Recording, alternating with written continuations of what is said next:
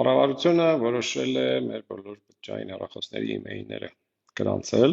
ով չգիտի email-ին դա հեռախոսի հատուկ իդենտիֆիկացիոն համարն է, ոնց որ մեքենայի համարը, որը ունիկալ է 15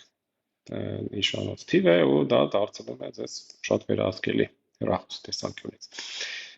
Սա արվում է նրա համար հայտարարվում է, որ ոնց որ սև շուկան բջջային հեռախոսների փակ են, բայց եկեք մի հատ հասկանանք այս ամենը ինչ վտանգներ է պարունակում, իսկ վտանգները կան։ Առաջինը այն է, որ սա դարձում է շատ ավելի վերահսկելի մեզ, որովհետև ոչ միայն SIM քարտով եք դուք վերահսկվում, այլ նաև ձեր հեռախոսը ֆիզիկապես միշտ բարձ է դառնում, որ սա ձեր հեռախոսն է, պլյուս ըստ նախագծի ստեղծվում է ինչ-որ կազմակերպություն, ոչ պետական, որին շատ չափազանց շատ տվյալներ են տրվում, այսինքն ձեր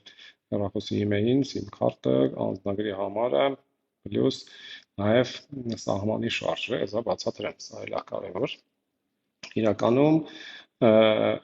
այս ինչա լինելու, այսինքն լինելու հետևյալը, եթե ձեր հեռախոսը պետական ռեեստրում չկա, հա, այդ email-ին, ինքը բլոկվելու է։ Սա նաև մեծ ուրախություն տուրիստների համար, այսինքն մարդ գալիս է Հայաստան 30-րդ օրը իր հեռախոսը անջատվում է, որտեղ ինքը գրանցված չի, կամ պետք է ինքը գնա հատուկ գրանցվի։ Պատկերացնեք, դուք գալիս եք ինչ-որ երկիր ձեր համար ֆրֆռալու, բայց ուրեմն հատել պետք է գնաք ինչ-որ պետության կառույց հերթ կանգնեք, որ ձեր հեռախոսի email-ին գրանցել, որ բլոկ չընկնի։ Մեր հրաշք։ Մենք այստեղ փաստացի անհամաչափ տվյալների հավաքագրման հետ, որը անվերահսկելի է, վերահսկողների վերահսկողության մեխանիզմ ես առնվազն չեմ տեսնում, ինչ որ մի քանի հազար հեռախոս շուկայից անելու, այսպես, որոնք սև ձևով են, հա, ինչ որ Դուբայից մեկը 3 հատ հեռախոս է բերել, վաճառել է, արդյոք այս խնդիրը լուծելու համար արժի բոլորին հերթական ինչ-որ գեր վերահսկողության համակարգի տակ գցել, պլյուս էլի ձեզ ուրախացնեմ, դուք պետք է դրա համար վճարեք, ինչ-որ տուրք կա, որի չափը գրած չէ, բայց եւս լրացուցիչ տնտեսական բյուջեի մեջ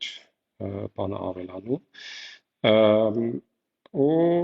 ընդհանրապես sense լուրջ որոշումները կարծում եմ պետք է լուրջ քննարկվեն, հետո ոչ միայն ազգային ժողով կան, այլ մի հատ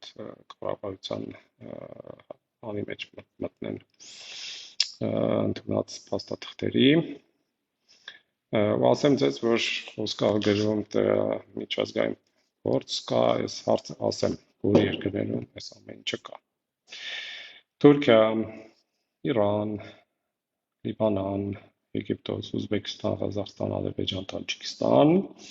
Ինդոնեզիա, Պակիստան, Նեպալ, Կամբոջա, Բանգլադեշ, Չիլի, Կոլումբիա, Մեքսիկա։ Այսա միջազգային փորձը, ինչպես տեսնում եք, աշխարհի ամենաժողովրդավարական երկրներն են, email-ները բոլորի գրանցում, հեսա եւս մի ժողովրդավարության բաստիոն, Ռուսաստանն այս ամեն ինչը մտցնում։ Sense